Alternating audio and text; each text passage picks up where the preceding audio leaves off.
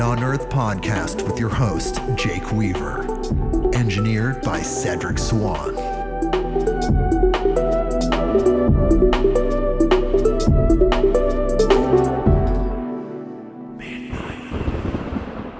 Hey, everybody. We are back with another episode of Midnight on Earth.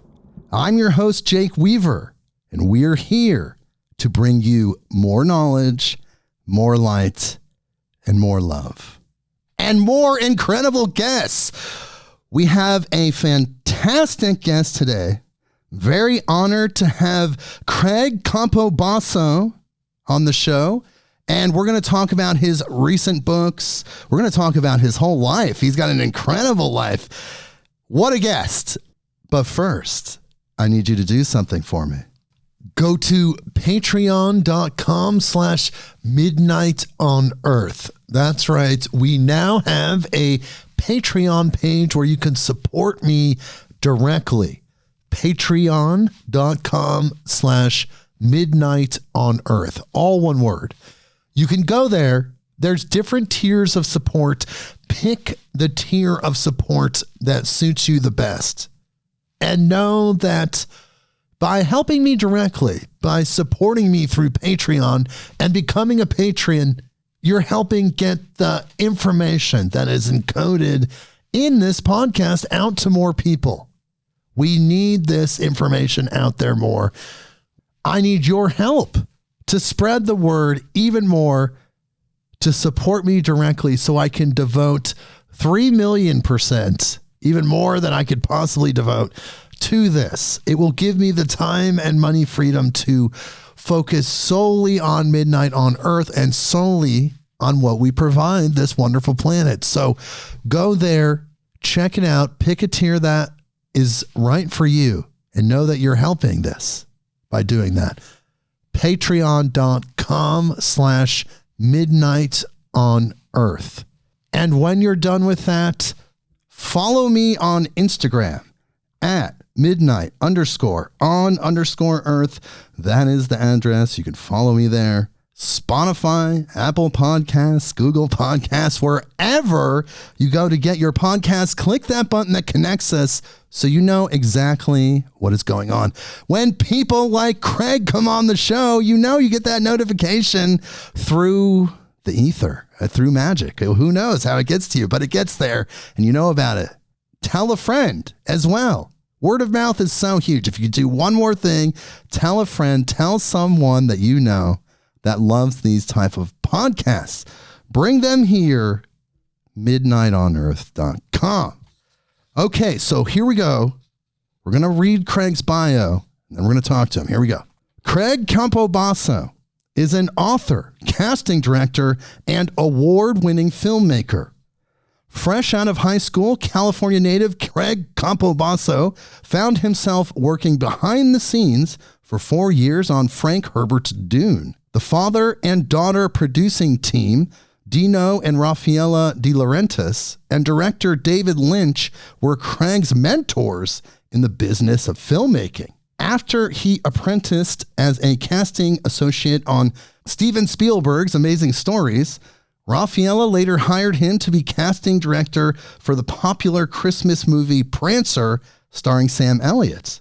Emmy nominated for casting David E. Kelley's Picket Fences, Craig has been casting for more than 3 decades and is an acting coach in the Los Angeles area.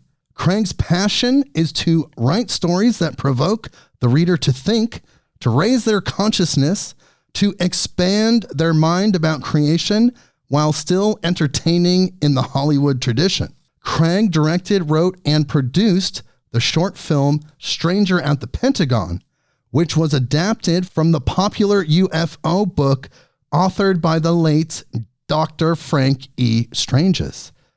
After production, the short film collected accolades. In September 2014, it won Best Sci-Fi Film at the Burbank International Film Festival, selling out all 275 seats, a first for the festival. In 2015, it won a Remy Award at the World Fest Houston International Film Festival for Best Sci-Fi Short. Wow. Craig has appeared on many radio shows, including Coast to Coast AM with George Norrie. He has also been a guest on the Open Minds Talk Show with Regina Meredith and 2 episodes of Beyond Belief hosted by George Norrie on the Gaia channel. Craig has also appeared on the History Channel's Ancient Aliens, where Giorgio Tsoukalos is the main ancient astronaut theorist. And by the grace of the divine and all of our cosmic family, he's here with us today. Hello, Craig. Thank you so much for joining us. You're so welcome. Not Giorgio, but me. Hey, we're all equal but different, fulfilling these different roles. That's right. And we love Giorgio. Yeah. Who doesn't? I mean, he's amazing. Well, he brought so much really high frequency information and energy to mass consciousness. He was able to really take the deep dive on all these various subjects over the years to present these concepts to people in a way that they could digest it. And I think it's so amazing. I love the show, and I actually love its sister show, The Unexplained, with William Shatner. Shatner, yes, of course. Me too. Yeah, it's very good. So, but you're here with us, and thank everyone. Thank the entire universe. I want to talk about your latest 2 books, the UFO Hotspot Compendium and the Extraterrestrial Species Almanac. But first, I want to talk a little bit about you specifically. So you have this history, you grew up in Hollywood, and then you developed this interest in the extraterrestrial world, these dimensions. Later, you found out your biological father worked for Project Blue Book. Tell me all about this. That was the most mind-blowing story ever, right? I mean, when I was 12 years old, my mother told me that my father was my stepfather and that they married when I was 1 year old and that I had a biological father. She didn't know him long. She had sort of found out that he was married and had a kid or kids. She couldn't remember. And so she ended it. And she said, when I was born, he came to the door and she said, no, and just put the door in his face. And that was the last contact that she ever had with him. And when the internet came up, I tried putting his name in and that kind of stuff. I knew he was in the military. I didn't know that much more.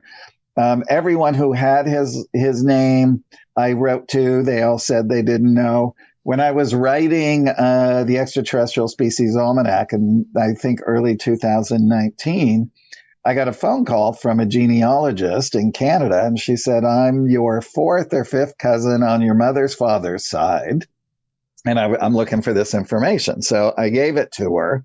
And then we just started chatting, and I said, hey, can you find my biological father? And she goes, oh, yeah, I can find anybody. Now, I had already done my DNA, so I knew it was in the system, right? And so she came back to me, and she said, well, I found him. Unfortunately, he passed away in 2006, but this is where he's buried. And so I went down to the cemetery, asked them at the front desk if they had a name of the person that called when he passed away to come pick up the body. And they, lo and behold, they did. And they gave me this gentleman's name. They didn't have a phone number. Came home, looked him up. He lived around the corner from me. How about those apples, right? And it said that he was 74 years old online. And so I wrote him a letter. He had a different last name. So I thought maybe it was like his friend or something like that. And wrote a letter, put my picture in there. And a few days later, I got a phone call from this gentleman's son. And he said, my dad got your letter. He said, normally we would think this is a bit strange and odd, but you look just like Fred. It's really uncanny. Oh, and I said, wow. "Oh, was your dad his friend?" And he said, "No, it's his half brother. They had different fathers." And I said, "You're kidding me. So you're like my cousin." And he's like, "Yeah, I guess I am." So anyway, I went and I met, my cousin and my new Uncle John for dinner. And I just said, "Tell me everything about him." It lasted for 3 hours. And an hour into the conversation, my uncle said, he went into the Air Force at 18. He was in the Air Guard before. And he moved around a lot. And he said, "Oh, and by the way, he was in that thing that's called Project Blue Book." And I mean, my face literally dropped because, they didn't know. They had no idea what I was writing on the side or doing any of that kind of stuff. And here I am writing my first book for MUFON, the Mutual UFO Network, which is a public forum for UFOs, where he was working for a government forum in secrecy in Project Blue Book. Now, he didn't know what he did in it. My uncle has 3 sons. 2 of them I've met, and they both have told me that they tried to get out of him many times, what he knew about UFOs. He said he was very tight-lipped. My uncle said he was the most secretive man ever, and that, I said, "Well, obviously, because he never told you about me." Right. So, and my uncle was very upset. I mean, he was very upset. I mean, that first meeting, he would just look at me like his face just all aglow, going, "I can't even believe this. I can't even fathom this." He goes, "You're his exact height. You look just like him." And I said, "Well, go do your DNA. You'll see that it'll connect you up to me right away." And he did. And of course it did. So wow. I got to learn, so that's about where it ends. He would have been in his early 20s. So we think maybe because he was a very fast typist. My uncle said maybe he was a paper pusher for a general or something of that nature, but we don't really know exactly what it was, but we're just hypothesizing. So. Wow. Well, I'm noticing this connection here because you look like your biological father, you're saying, same height, same everything. They're startled. So there seems to be a soul group connection. Like your biological father incarnates in this dimension to negotiate some of the energies that are happening on the federal side with these higher dimensional beings, whether they're in physical form or not. And then you're also doing that exact same work. So it seems like there's some sort of signature, some energetic signature that's playing out through both of you. It absolutely is. And although I never met him, I'm very close to my uncle and his sons and his wife. And I also have a stepbrother and 2 stepsisters. Wow. And Fred he also had a daughter who's older than me, but we nobody knows what happened to her, but we all believe that she passed on. So, and nobody has a picture of her, so I don't know what she looked like. Either, but you never know going in. I helped another person in our arena find his birth parents and brothers and sisters, and it went in the opposite direction, right? Where mine was all happy and positive and all of that. It went the other way, and I didn't know because, you don't know what, people think UFOs, they're still brainwashed from, the propaganda that started coming out in the 50s to turn people away and laugh at things like that. But now no more, because everybody's got a cell phone and there's too many whistleblowers coming out. Exactly. Talking about all of these kinds of things. And the other correlation is that I've been working in the film business since I was 15, acting, and then I worked behind the scenes on Dune, as you said, and Conan the Destroyer. And then I went into casting. And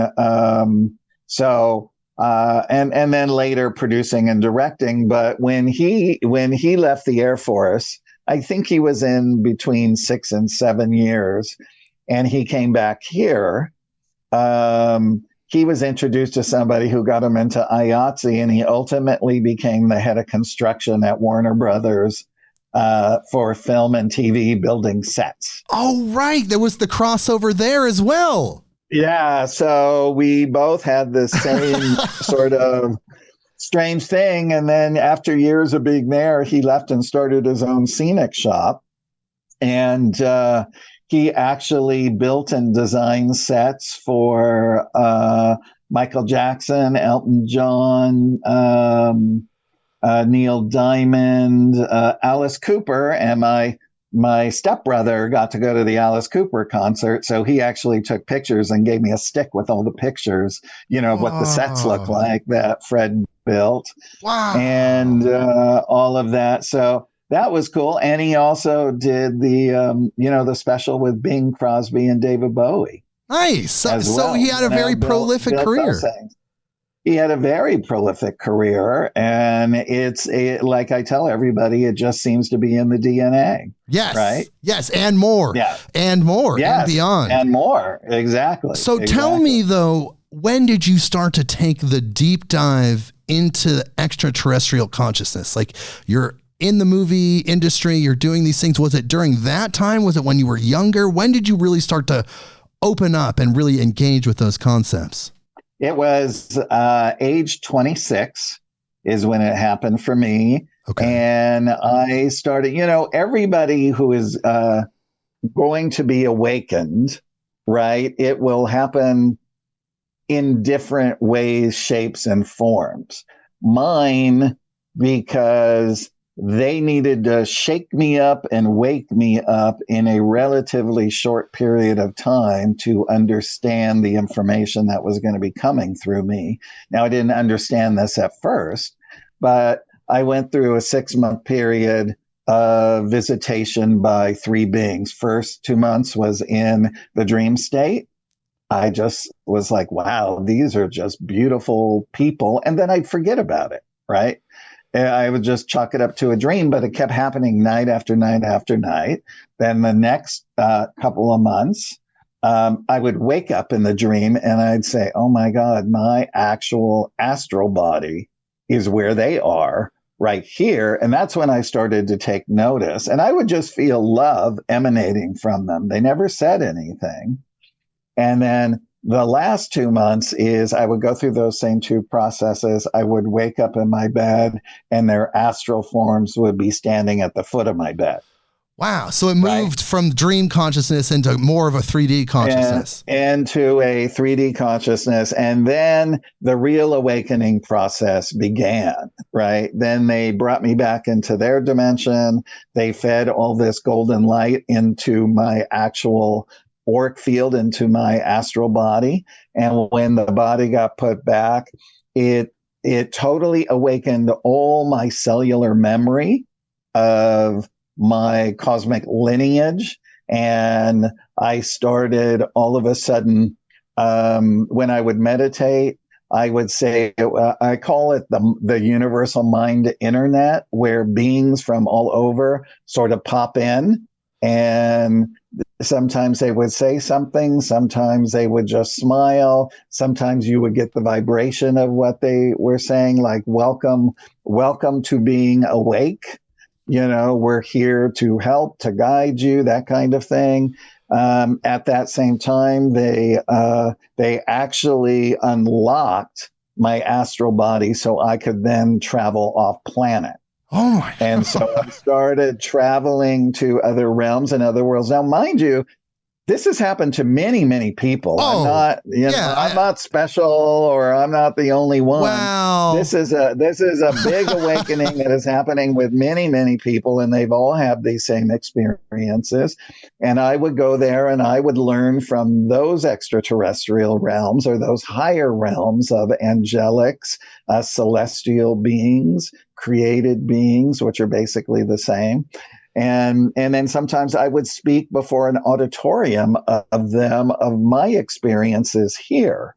Well, then right? I would say that, just real quick, I would say that you are special. That's the thing. I know it's all of us and it's meant for all of humanity, but the people that signed up to be the frontline soldiers, to be the people that came early on to raise that, yes, they're special. It's okay. You're special. I love you, man. You're incredible. Well, look, the thing is you can, you can accept it or not accept it. Right. But here's the thing is, if you didn't accept it, it would gnaw at you until you did. Right. I just totally went into it saying that, whatever this is, these beings are incredible. All I do is just feel this immense love. My body would just feel like a warm blanket all the time. Right. Because there was so much, coming at me and that kind of thing. And so there were many other awakenings during this 2-year period, right? And then it all culminated at a last experience in Mount Shasta with the great I Am. And that was pretty mind-blowing. I was staying in a big giant room. And I left my body, traveled. I was very high ceiling. I went all the way up to the ceiling. I'm looking down at my sleeping body on the bed, and I see this white snake, 12 inches long, glowing, slither across the bed. It bit me right here, and my actual physical body twitched, right? And then my body was separated my astral body was separated into masculine, feminine, light, and dark. And then the I Am spoke, I am who you are who we are, you are to be what we are in thee, right? And I have to say, it's a very powerful voice. When you hear that, it's very vibrational, it's very frequency, and then it fused my body back together.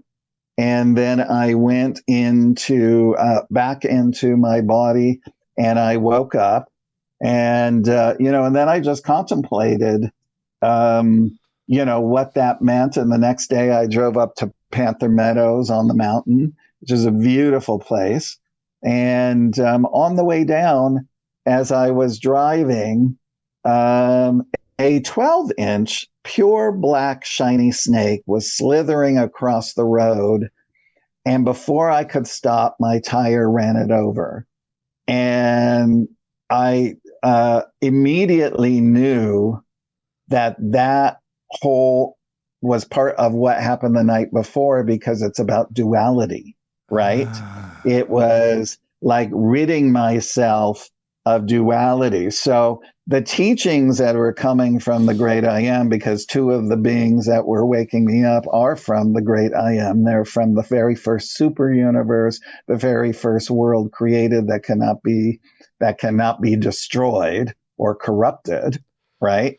That these information was coming from them, right? So when I came back to Los Angeles, the main one, who is from the I Am, he said to me, we would consider him like an ultra-terrestrial, above an like if there was like an archangel, something like that, because or we might consider them like a paradise son, which means that a paradise son is somebody that usually rules universes because they've had so many experiences in other universes as well. So I would put him in that sort of category. But during the 2 years, I wrote a book about the waking experience. And when I came back, he said to me in a meditation, he said, "What would you say if I told you you just wrote that book for yourself?" And I said, then I learned a lot about myself. And he said, now it's time to sit down and write the books that you came here to write. And he said, I want you to sit there with a legal pad and your pen And I want you to write and write and write until you can write no more. Do not stop. Do not edit. Do not do anything out of there. And so the process was like reading a book that was coming out of my hand. And I have to tell you, it's Jake, mind blowing. I didn't know what channeling was. I didn't know what automatic writing was. But in my apartment, I had 3 portals. And I only had a 1-bedroom, so I would write at my kitchen table, and I would see the portal open up in the middle of the living room, right? And I would see it vibrating. I always was able to see, ever since I was a little boy, I could see and sense spirit in the room. And when I was a little boy, it did freak me out, right? Yeah. And of course, my parents didn't know what it was, so they couldn't explain it. So then the energies, they would come down, their energies, and they would stand behind me. And in the beginning, like months, my body would ring with chills for like 15 minutes because their energies were so high. So that is where the Autobiography of an Extraterrestrial Saga book series came from. And this is Thyron. He's a Pleiadean. And he works at the University of Melchizedek. He's a senior professor who teaches starseeds going into other worlds. And he primarily looks after the ones that are coming into Earth. And so we get to see the whole process of, how these beings from all over our universe, other universes, other super universe are coming in to help with the raising of consciousness on Earth, right? Yes. And how they get their assignments and what they will look forward to, and how the starseed, we call that part the starseed alignment, how they actually keep track of all the star seeds and help them and assist them and in all of these areas. So now there are some star seeds that will come in with a more of a global mass consciousness thing, right? Which is kind of what I'm doing.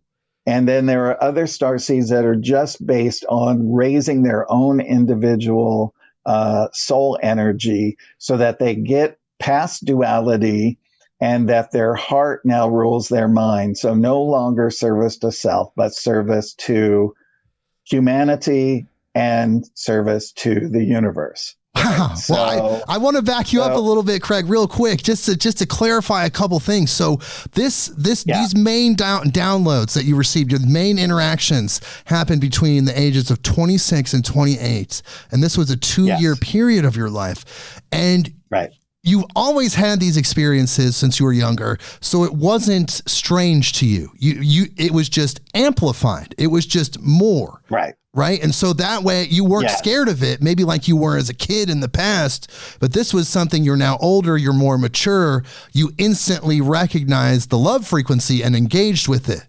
That's right. And most starseeds, you will notice, I did start having memories of going and being with them as a child when I woke up between 26 and 28. Not many memories, but what they do is they come at an early age so that when they come later in life, that it's not jarring for the starseed, right? You already have a familiarity about them and that kind of thing. So it's pretty amazing. And then you're talking about, which you mentioned in your book, the UFO Hotspot Compendium, the Starseed Alignment Program. And that you're talking about that we have, there's a lot of forces working to elevate humanity. Why are they so in love with us? Is it just part of their duty? Like they just, it's a necessity to their being? What makes us so special that they focus on us, the humans? Well, all of their societies and all the star nations and all the fully conscious star nations, they were where we are at one point in time, right? Now, some societies were just, it started off being fully conscious and some of them degraded, that kind of thing. Our world seems to be the experiment. Let's see with all the different races, there's so much DNA. This is what I have said.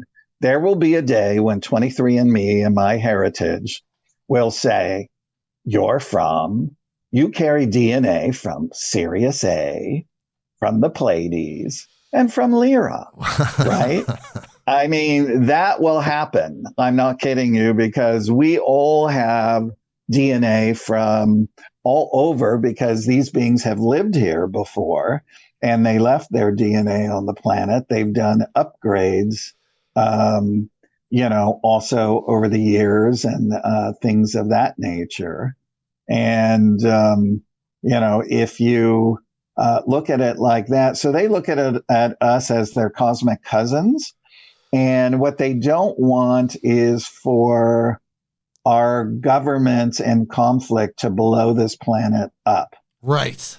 Right? Because this has happened in the universal history before, and they will not let that happen ever again.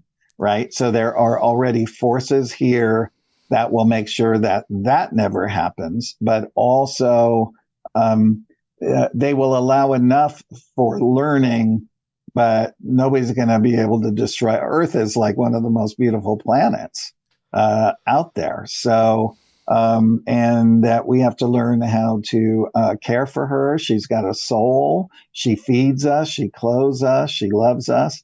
And we have to give back in that sense. I mean, all of the American Indian cultures all have that belief system as well. And now we just have to sort of spread that out for everyone else. So they're really here to make sure that we make it to the fifth dimension, because that's where we're heading. We've already crossed the threshold, right? And that they're shepherding us there, through all of these different consciousness raising programs. So it seems like, though, that even though we're carrying all of this DNA from various races across the universe, that perhaps there's even something more special about the humans themselves. I've heard theories that we're able to contain more of the divine spark, process more of the God energy, in addition to having emotional experiences.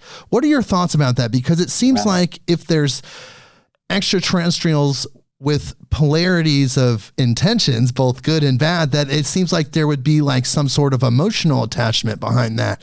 But a higher being maybe wouldn't have that emotional attachment, or we're supposed to be the only ones that have these emotional situations. What do you think about all that? Well, fully conscious beings still have emotions, right?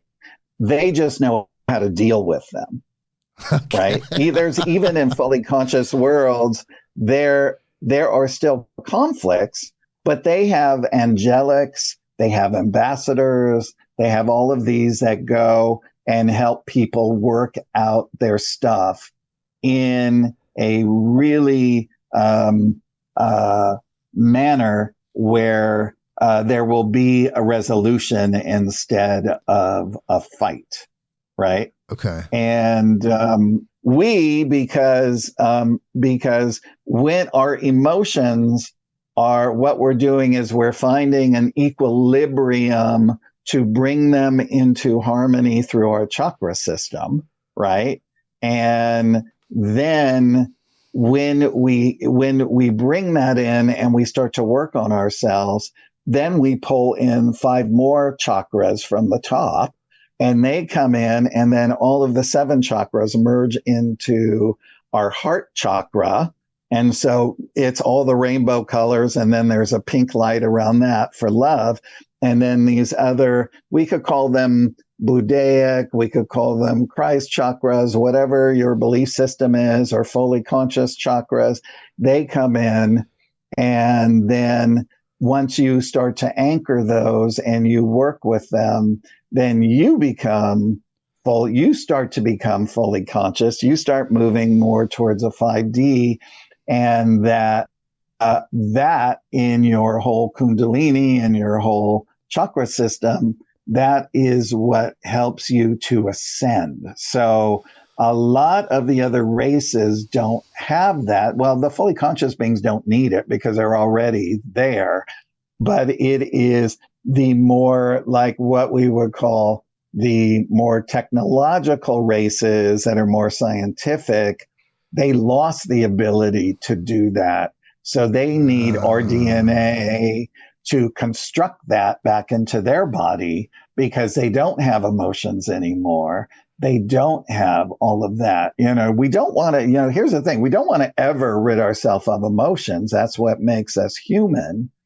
But what's beautiful is there, right? Yes. You actually have, because you are telepathic and because you are fully conscious, if you and I were having a conversation there, I could say, I could say from my mind to your mind. So, Jake, I went to Alpha Centauri last week. I met these amazing beings.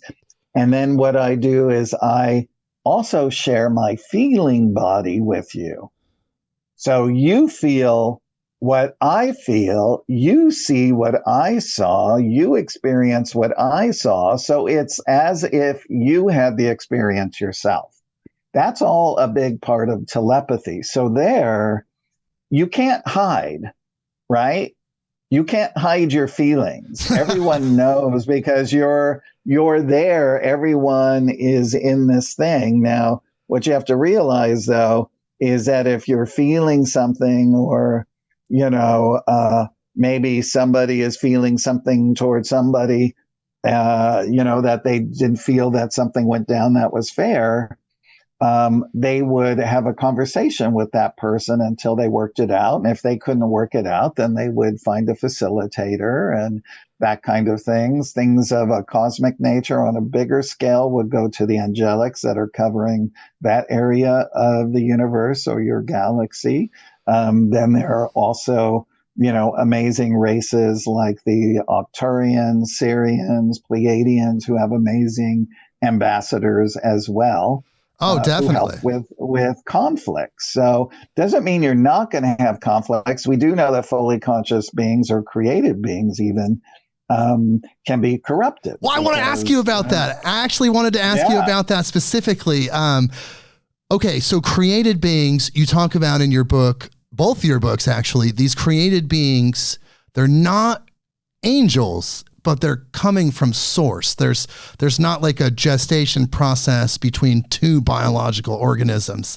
And you mentioned there's no belly button. They're just created beings. Right. So what happens to a created being, an angelic being, a high frequency 5D being that could corrupt them? It seems like if you were existing in that bandwidth of life, just your consciousness is there, that it would seem like it would be uncorruptible.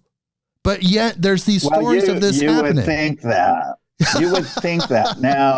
Now, what's interesting is because one of the main themes throughout the Autobiography of an Extraterrestrial Saga books is personal duality and the greater universal duality, right? And so it is in those books, it is explored the relationship between Lucifer and Archangel Michael, which are are polarities. But Lucifer at one time was the constellation father for where we live here in this constellation, which is known as Satania, right? And so he was corrupted because Michael, Gabriel, all of the the higher angelics who really sort of govern the universe, and then it trickles down all the way through. Lucifer is a created being, which was basically created by Michael, right? But Lucifer believed that they were putting on a facade that they were really created beings, putting on a hoax so that they could rule the universe. So that's why he rebelled in the beginning, right? So if anyone finds those storylines very interesting, they're played out in the book series. And I will tell you, book 1 and book 3 are heavily into, well, book 3 especially. You will find out all about the Lucifer rebellion in book 3, because he's actually put on trial for soul death. Oh, and fantastic. Well, we don't have to tell people what happens, but we will tell people to check out those books. Not telling anybody what happens. But it just seems, it struck me when I was reading those 2 books, the UFO Hotspot Compendium and your ET Almanac, the Extraterrestrial Species Almanac. When I was reading those, it just struck me. It's like, okay, so you're this high frequency being. You're literally interacting with source. I mean, it's like just a couple degrees away from your being. And yet somehow there's something attractive about lower dense experiences. And it sucks you in. Or like in what you're saying is there's an emotional response, a jealousy, an envy, an anger that creates that rebellion. But it's hard for me as a human. I'm like, wow, you think you ascend to that point. Like we're looking up to the angels. We're like, wow, that's like a role model, you could say almost. And yet within that existence, that bandwidth of existence, there's still things that can be corrupted. There absolutely is. And, you have to remember, when you're immortal and you live for a long lifetime, I mean, how is it for them? I mean, if they get involved with mortal women or female or goddesses get involved with male men and they have children and offspring, they have a certain amount of time with that family, right?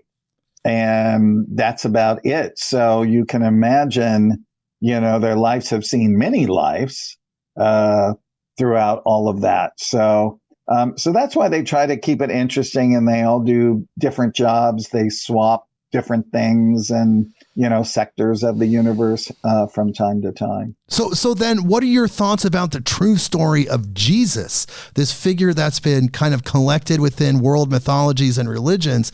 Was he a starseed? Well, I'm going to leave that for the readers of the book. Okay.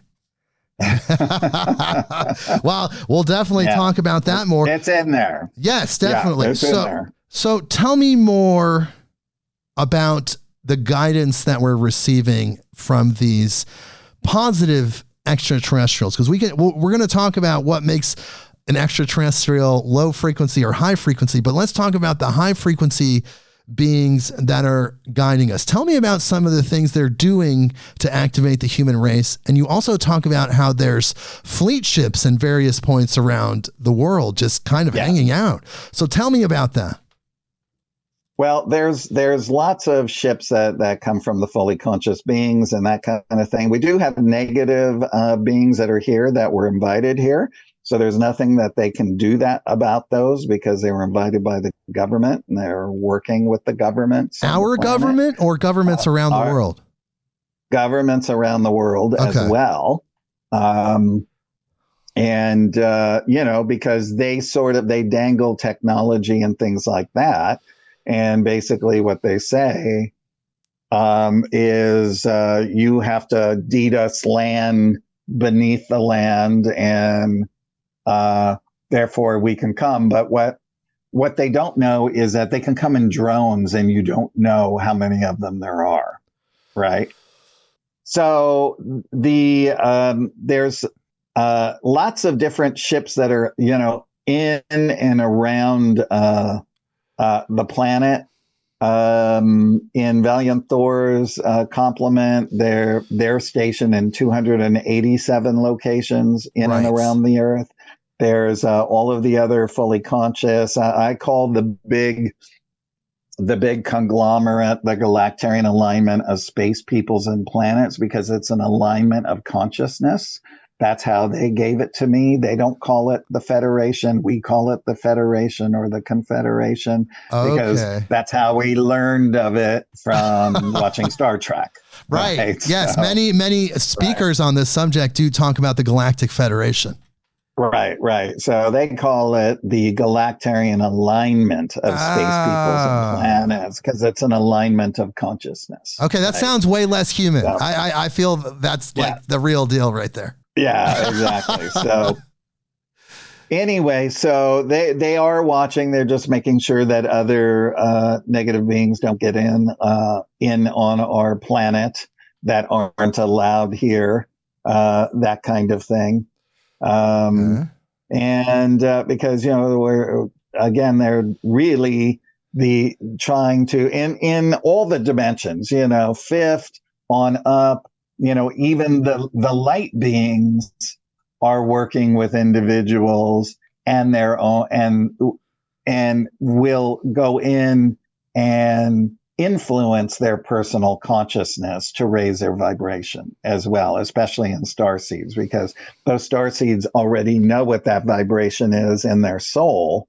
So when they go to them, they know those star seeds know that they're receiving this in these intuitive hits, and then they will act upon them, and that's how they will raise their vibration, and those beings will continue to work with them. So that's some of the strategies and techniques they're doing. They're surrounding us. They're also working with the star seeds that are here. But why are there low frequency beings? Like, why are there low frequency beings with advanced technology trying to thwart our development? Why? Why are they so interested in us? Why would they waste their time? Why are we so cool that they would do that? Well, number one, they want our DNA. Right, to further their agendas into ascending. Even the evil beings want to get into those dimensions. And, isn't that funny? They'll try anything to get there. I don't believe that it would work, honestly, but they will try it. But you have to remember that this planet has a lot of resources, right? They want all of those resources. They want control of as many planets as they can get their hands on for whatever, each of them all have different private agendas, and we can't know them all. Some might just blow us away if we knew, but the main thing is they don't want us to grow. They want to keep us dumbed down, because if we're dumbed down, then we're not smart enough to beat them. Right. We then raise our vibration, and where they're at, they can't even influence us or hit us because we're up here and they're down here. We're not even matching frequencies. That's right. Okay. That's right. And then they basically want to leave the planet because they can't take the high vibratory rate that the planet's frequency now. So wow. So then what governments do you feel like are being controlled by these beings? Is it all the big ones around the world? Is it the ones where we clearly see? I wouldn't even know, but I'm not even going to hypothesize. Okay. But, I would assume that they would approach all governments and see what they could get away with. Right. And like you said, dangling the cherry of the advanced technology, which of course many people have talked about the explosive growth after the Roswell crash correlating with, what was fed to leaders of industry. General Corso, of course, talks about this. Yeah.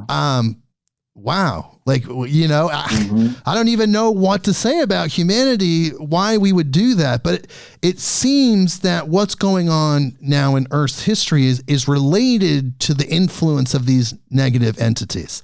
Like this. It's true. Yeah. This fear, if one government gets technology over the other ones, then they control the planet. Right. Right. So it might be that these ETs are controlling it from the background, but then these governments that are infiltrated also by these ETs can also control the masses.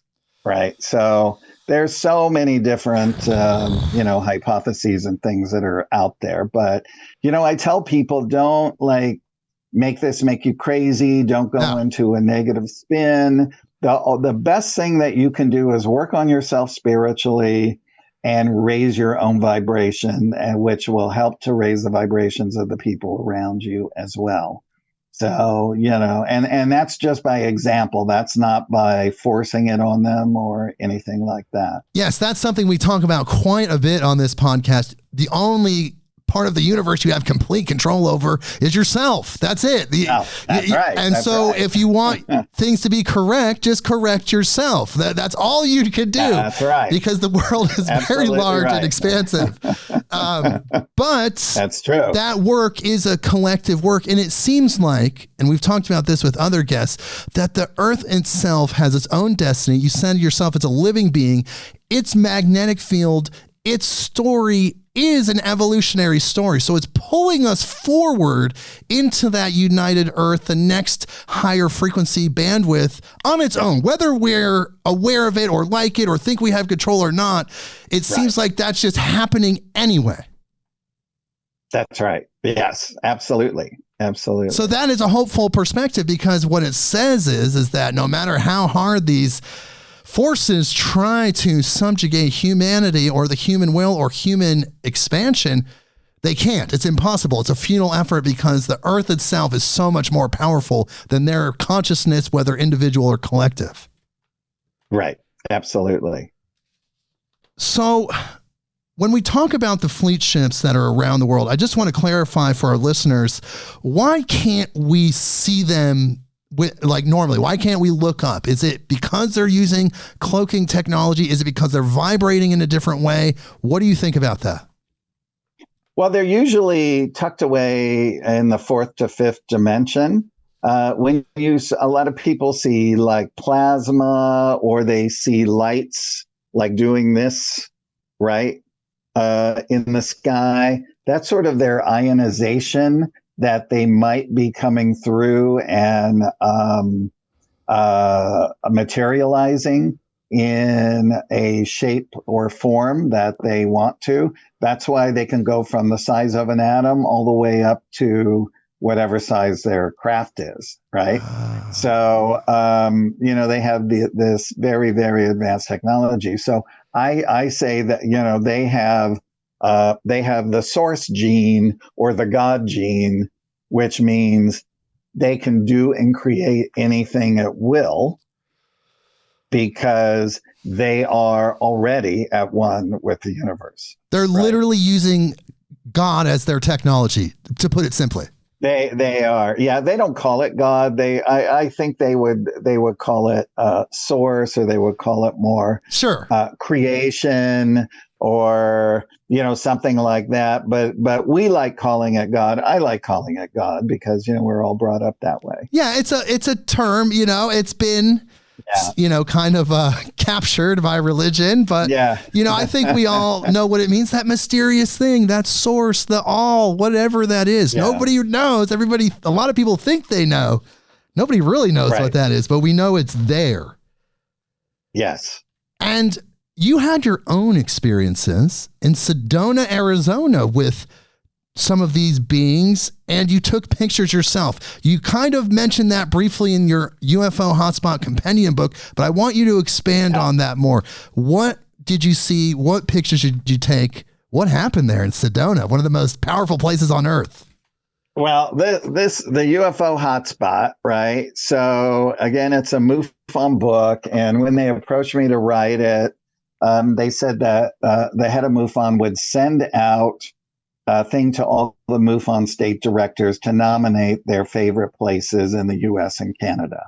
So we compiled all of those, and then I went through and picked all the best ones, and then added in a few of my own, and then went to town doing a deep dive into the latest Project Blue Book or MUFON investigations, working with MUFON directors of the past and present as well in some of these things. But Sedona, I love because I've been there many, many times.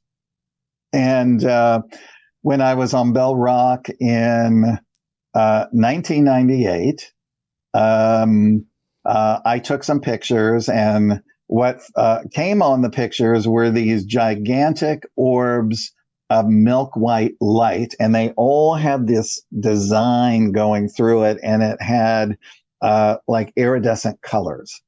Really beautiful. Like it would be, I'm 5'9", and the orbs were as big as up to my shoulder. Wow. Right? That's how big they were. There's one picture in the UFO Hotspot. There's another picture with an orb bumped up against my body, right?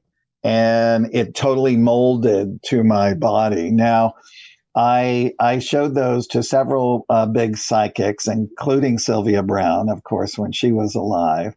And every single one of them said the same thing, though that is angelic consciousness. Wow. So I was also those were also photographed when I was in Santa Monica. And then when I was making Stranger at the Pentagon, we caught the giant orbs again in the actual soundstage. And then in some pictures on the soundstage, we had an orb storm where there were thousands of orbs, one on top of each other. So there seems to have been a whole lot of spirits that wanted to come around and see. Now, orbs can be, it could be it could just be spirit. It could be a ET energy if they wanted to do that as well. So, and then another time when I was there and I was driving towards Bell Rock and Courthouse Butte, I saw a large metallic orb flying along the side of the road coming towards me. I was so blown away. I grabbed my cell phone and I was able to get 2 pictures of it. And so I put it in the UFO hotspot as well. Now, there's so many wild stories that I could tell you of people that I've talked to in Sedona, seeing ETs. I didn't put this in the book, but once I was in a restaurant for the Harmonic Convergence Part 2. I brought 3 friends with me. I said, I want to go to this restaurant because they have Mediterranean food. And so we were sitting there, and at the next table was a very tall giant man. His feet were like 13, 14. They were huge. He had long blonde hair.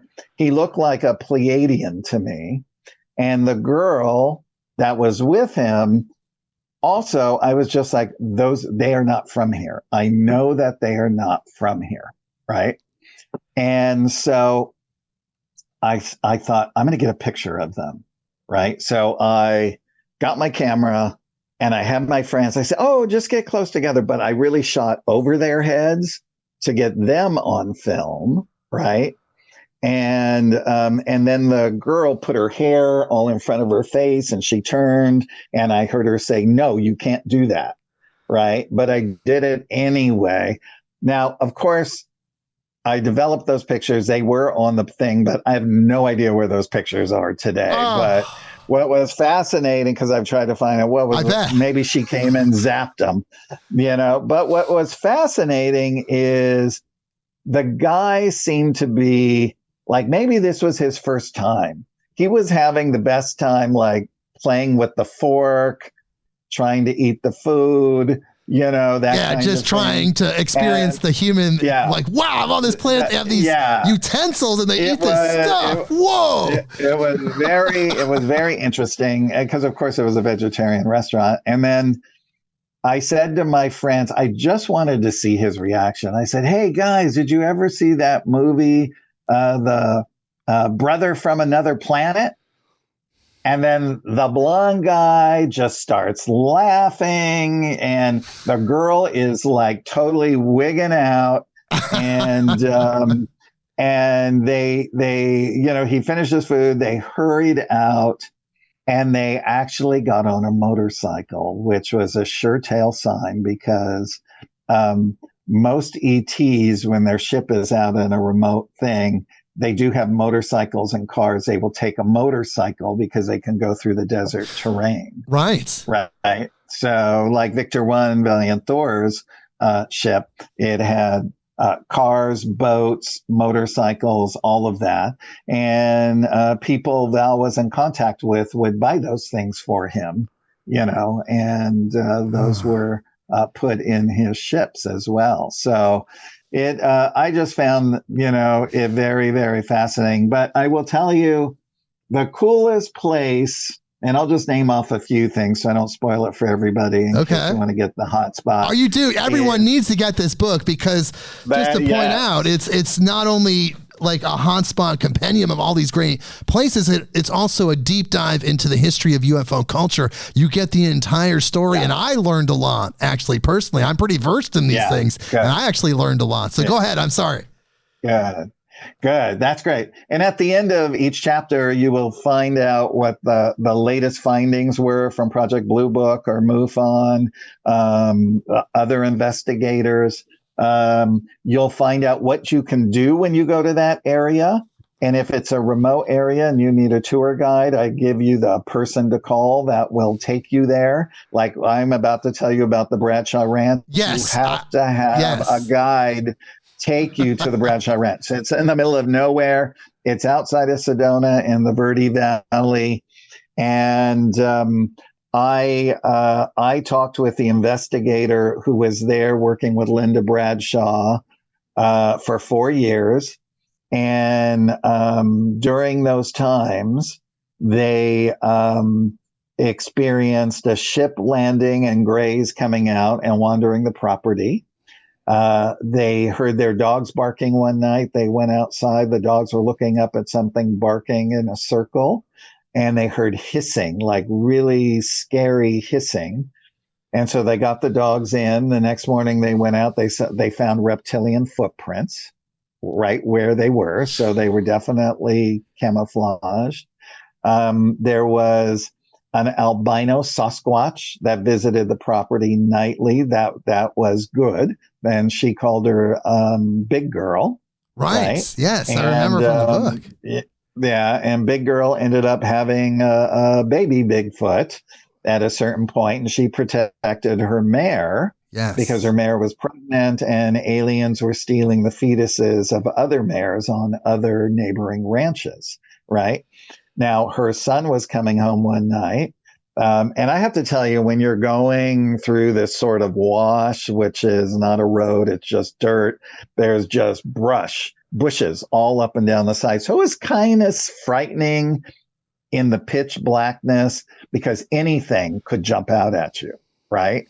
And one night he was bringing a friend home, and this I think it was about 4 feet tall. It was like a miniature horse with a cat's head, and its fur went all the way down to the ground.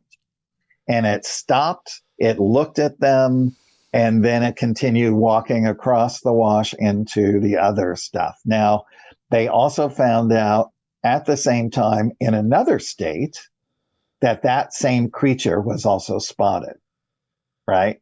So now Bradshaw Ranch is like a multifaceted vortex of energy. The thin veil there is so thin that even a person who has no ESP will feel it, right?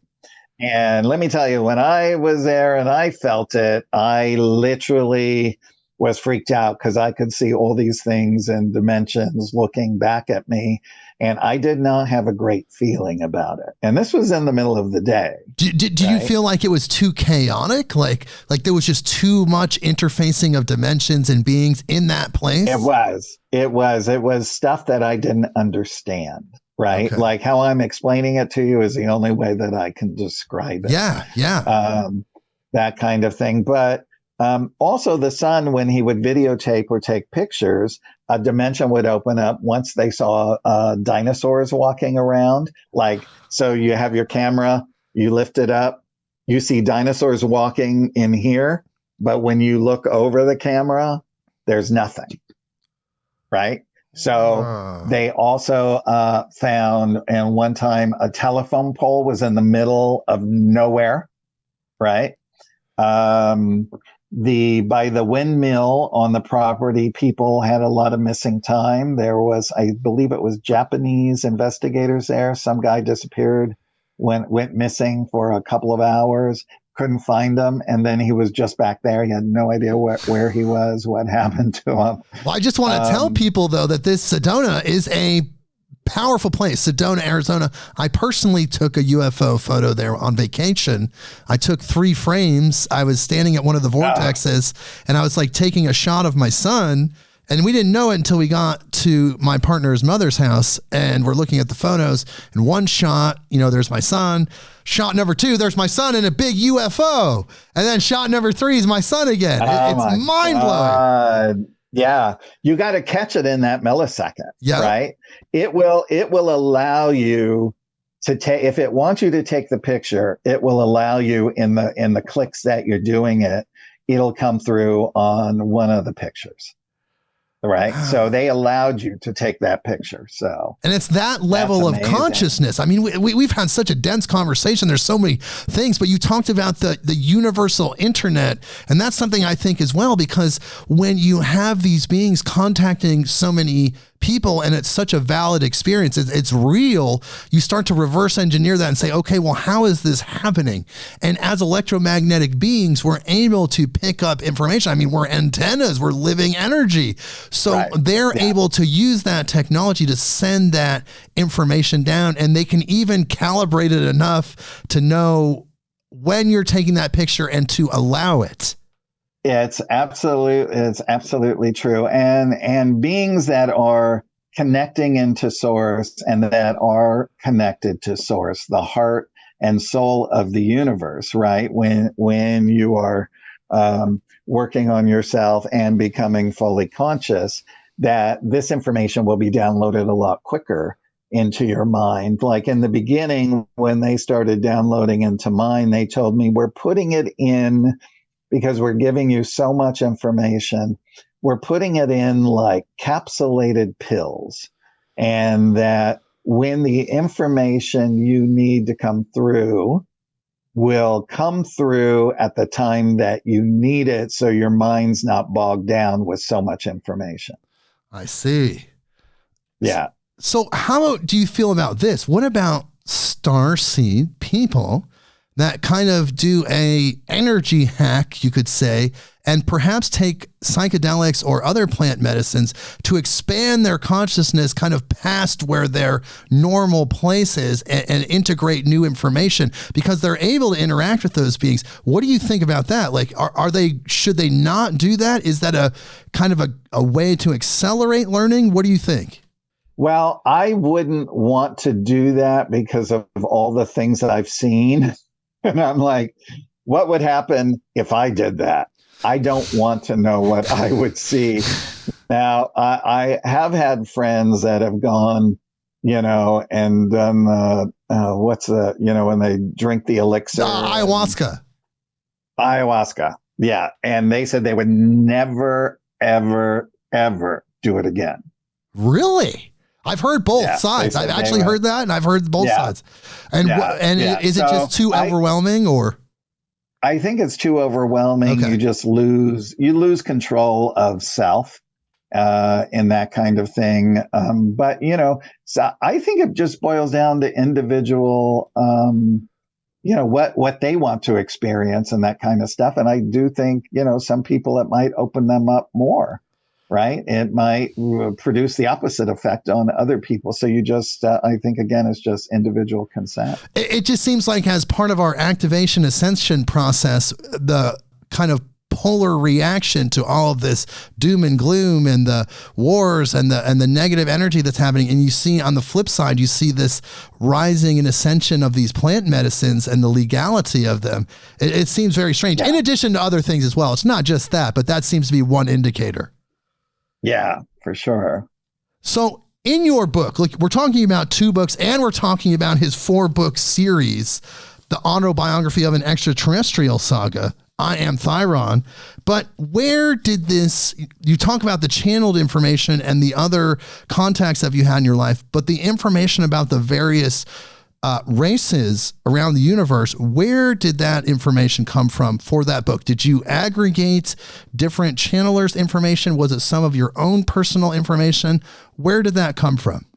That I will tell you. So, and I should have put it in the front of the book because a lot of people don't understand where it came from. I put the information in the back of the book that said further reading. I figured people would get it, but they never got it.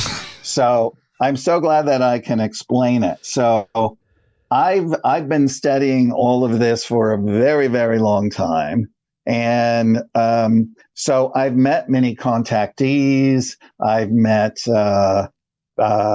many hybrids, different types of people. So what I did is I went to either the publishers or directly to the contactees themselves who were having face-to-face with all these various races. And I got permission to use the information in the book. Now, the publisher only wanted a thumbnail review of each of the races. They didn't want anything totally in depth. So I would read the book, I would interview the contactee or the publisher, and whatever information that I thought would be really, really interesting is I would therefore add it in. So like, for instance, if you wanted to know more about the Clermers, you would see under further reading in the back that you could go to ufoarchives.org, and it's the only place you could buy the out-of-print book in a PDF format. So I give everyone where, if they wanted to know more about these races, where they can go and get those books. Some was directly from hybrids that I know, especially Octurians as well. Pleiadians, my specialty. That's what Thyron is. So there was that. And then, I sort of left the book off when I went to go visit my friend Chris Bledsoe in North Carolina, because, he had a huge UFO encounter where he was taken. He had missing, he was gone for several hours, and the Cape Fear River with another friend, and showed me everything where it happened, and brought me back to the house that he used to live in. And they abandoned it because the minute he got home with his son, the rest of the family, his wife and other 3 kids were not there. They saw these tall extraterrestrials all of a sudden start walking out of the forest in their backyard towards them as they were running into the house. Now, I heard all of the documentation from Chris Bledsoe, Chris Jr., from the other 3 kids, from his wife, everything that they went through. Half their stuff, by the way, was still in that house. They just never wanted to go back to that house ever again. Wow. Right? Because it was frightening, although in hindsight, as with most cases, and I've talked extensively with Yvonne Smith and Barbara Lamb, who are hypnotherapists and put people under who have these kind of abduction experiences, in the end, they realize that it is for some kind of good, right? And Chris felt that, but Chris was also visited by the Lady of Light, which I have that in the UFO Hotspot Compendium. No, in the ET Almanac. And he had a tree in his backyard that would spontaneously combust when she would come around, like the burning bush, right? So there's a picture of me and Chris in front of it. Now, Chris has a book out called UFO of God. It just came out within the past month. Oh, wow. It's like number 1. It's a number 1 in UFO. So I have a feeling I have to talk to him. Oh, yeah, absolutely. I'll be happy to give you his email and have him on your show. Oh, I would love to have him. Wonderful guy. He's a great average guy.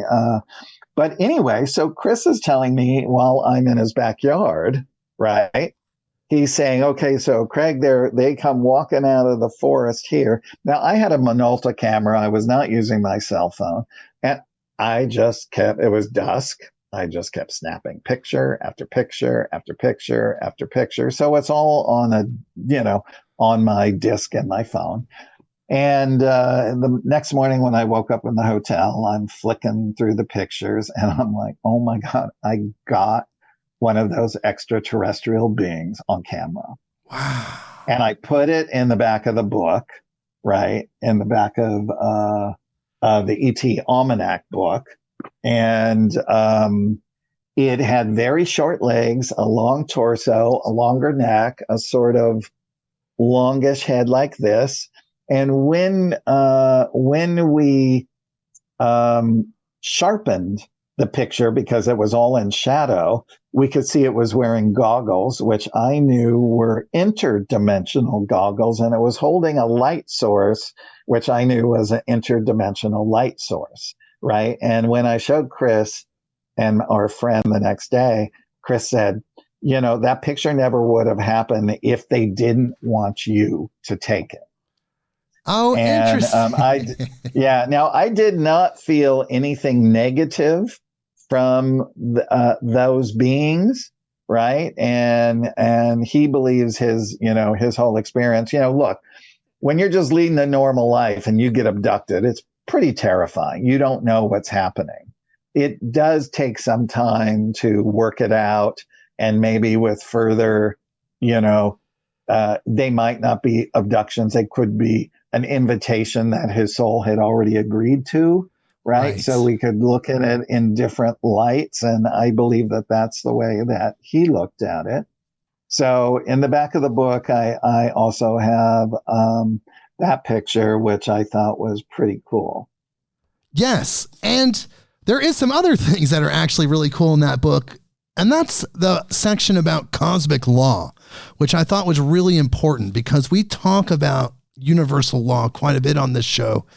And you seem to encapsulate it very well, all of the Hermetic teachings and a lot of other things, and then add to it. It was really interesting that you put that in there. Can you expand on the cosmic law aspect a little bit? I can. I don't have the book in front of me. But a lot of it, a lot of the other things are things that like here, us on Earth weren't aware of, is that you cannot take someone's DNA without their permission, right? Okay. You can't abduct them and just rape them for their DNA materials. You can't do those kind of things, you can't go and create something that would be like them to be somewhere else, clones or different things of that nature. So, if you want to read what I wrote, if you have it in front of you, I can expand. I don't, unfortunately. I don't have it right in front of me. I don't have it in front of me. All right. So that's okay. Get the book and read it. Yes, that's all more incentive to get the book, which we're talking about 2 different books and his series, the UFO Hotspot Compendium. So this is an aggregated list of the best places around the country and even the world that have had excessive UFO activity. And it gives you not just the information, but it's a travel guide as well. It walks you through the UFO phenomena. So if you're a person that's new to it, that would be a good book to give somebody for their first introduction into this consciousness. Because really at the end of the day, all of these aliens, these beings, these interdimensionals, these extraterrestrials, they're all working for the most part, except for the ones that are, they're all working on our ascension. So by getting this information to people via Craig's books, you're helping with their ascension. You're helping with all of our ascension because really we're all one. And we're not really going to get there until we all get there. So it's all of our jobs to make sure that we all get there. That's right. And we've had visitors like Valiant Thor. I wanted to talk a little bit about that. Valiant Thor, also known as Val Thor, he came and visited Earth and met with President Eisenhower. Can we just tell our audience a little bit about that one? Sure. I met Dr. Frank Stranges, who wrote the book. It was released in 1967. he met Valiant Thor at the Pentagon in December of 1959. Okay. He again met him in 1961, and they continued their friendship up until his death in 2008. So I met Dr. Frank. It was either at the tail end of 2001 or at the beginning of 2002. And I had lunch with him, and then we stayed friends. And somebody called him. They wanted to make his book into a movie. He had told me so many people throughout the years had called him to do that, and they all failed. And he wanted me to go to the meeting. Anyway, I liked the person who wanted to make it, but they didn't have any experience. And I told Dr. Frank not to do it. And then I just sort of found myself, working with him and seeing, I saw how upset he was because it was a dream of his. And so I said, well, look, the book is about little vignettes and things like that. So there's not really the full story. I said, so if you want to sit down with me, every week, once or twice a week, we always got together for lunch anyway. So, and just tell me everything that you can remember. And we did that for quite some time. And then I compiled the script. And then he passed away in 2008. So I scrapped it. And then one of his vice commanders named Teal, she sort of came upon my waking one morning and just whispered in my ear, time to make a short film, start a crowdfunding campaign. You'll make over $5,000. We'll do the rest. And that's what I did. And that's how it happened. And anything I ever wanted on the film, if I asked for it, it magically appeared within a day. And so it was really amazing. So I made the film to use as a piece to show investors of what it could look like, right? And and I'd worked on a few other films like Sky Captain. They made it into a short film that raised them their money. And I worked with the producer of Saw, the Saw movie. She did that with the producer and director of Saw, and that's how they raised their money. So anyway, but Valiant Thor came on March 16th, 1957. He was the guest of the U.S. government for 3 years. They did know that he was coming. And he came with what we call a divine design that would help eliminate sickness, disease, prolong life. Also, he came to instruct Eisenhower on the ways of the universe. Also about atomics, which were very not only dangerous for our planet, but interdimensional worlds, and also for the rest of the planets in our galaxy, because it sets off these waves.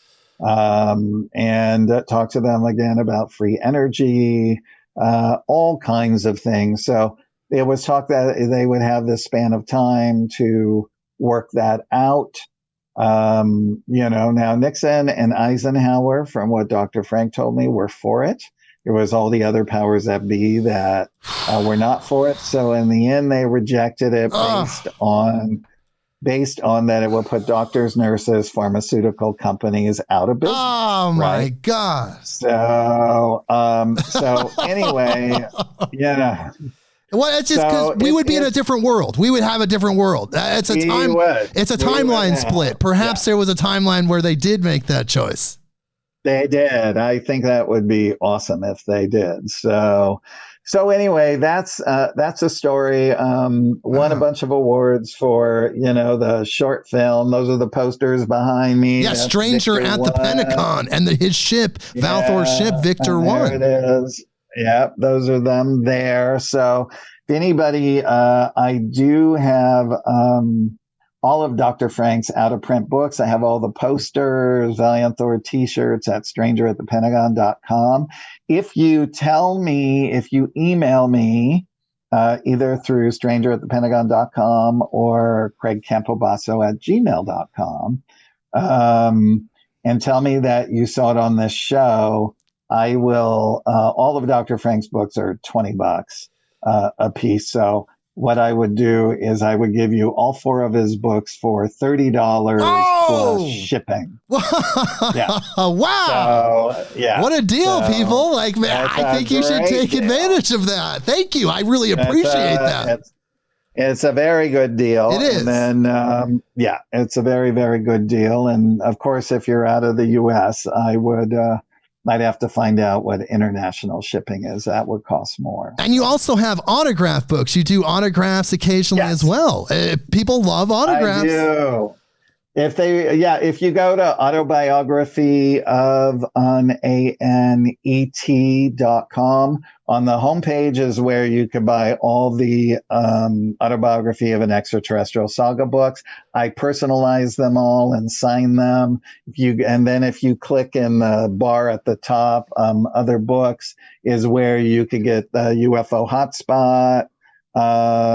My favorite is the subtitle, All the Places to Visit Before You Die or Are Abducted.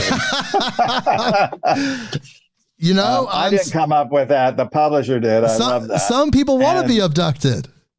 I know. And then and you can get the ET Almanac there as well. And I always sign them and personalize them. If you buy more than one, just email me through the website and say, I bought 2 books, sign one to me and sign one to so-and-so. That's super generous of you, Craig.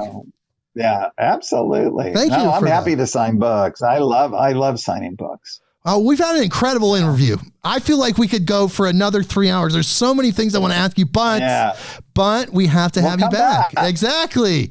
We'll definitely have you back for sure. But I want to tell people again just where to find you. So he said it, but I'm going to say it again. Autobiography of an ET.com. So that's autobiography of OFNAN. So of an ET.com. Then strangeratthepentagon.com is where you can find out about the short film and you can purchase access to it, which I also highly recommend. And his 2 most recent books are the UFO Hotspot Compendium and the Extraterrestrial Species Almanac, the ultimate guide to grays, reptilians, hybrids, and really more, everything. There's so much going on in both of those books. If you get both of those books, you're going to understand where these things are happening. And then if you get the other book, you're going to understand who is doing this and why. So together, they're actually incredible synthesis happening between these 2 books. And then he has his personal story, which could be an episode into itself. We really didn't tackle too much into his personal relationship with Thyron, the Pleiadean, and the books that he's written about that. And this information, there's 4 books. So check out those books to really take the deep dive. And this is what Craig is here for. This is part of his life's mission. Why he was sent here is to give all of us this information. So we have to check it out. That's all on Amazon and the various bookstores. And that one's the autobiography of an extraterrestrial saga. It's all there. If you go to Amazon or Barnes & Noble or his websites, you'll find everything about Craig. And I highly recommend taking the deep dive as we have this episode. Craig, before we go though, is there anything else you want to leave our audience with? We've told people where to find you. We've told people about what's going on. Is there a general message you'd like to leave humanity? We have listeners now in 169 countries. What would you like to tell them? I know, I'm very honored. I would just say really work on your personal evolution. Don't worry about other people's dramas, problems, all of those kind of things. That's really part of becoming fully conscious, is to not get yourself so invested in them. It's good to be invested in people to help them with their own evolution, but not get involved in dramas and all of those kind of things. Stay on your own spiritual path, because you don't want people knocking you off of yours, because you want to grow so that you could do your job that you came here to do. Yes, expand your service. We're all here for the service. So we have to develop ourselves to expand our service, and then we all get there, all of humanity and life, and then we're just out there as emissaries of love and light throughout the universe, helping other civilizations that were once like us get to where we're at. It's all very simple and fun. There's a lot of love and humor involved in all of it, just like this episode. So thank you again, Craig, for being here. I deeply appreciate your presence. You're welcome. Okay, please hold through the outro music, and everyone, my God, what an incredible episode. We have to take the deep dive. There's so many concepts that we talked about that we just kind of touched on, but we could expand on for hours. So take the deep dive, listen to this episode, check out these books, and we'll see you next week. Midnight on Earth.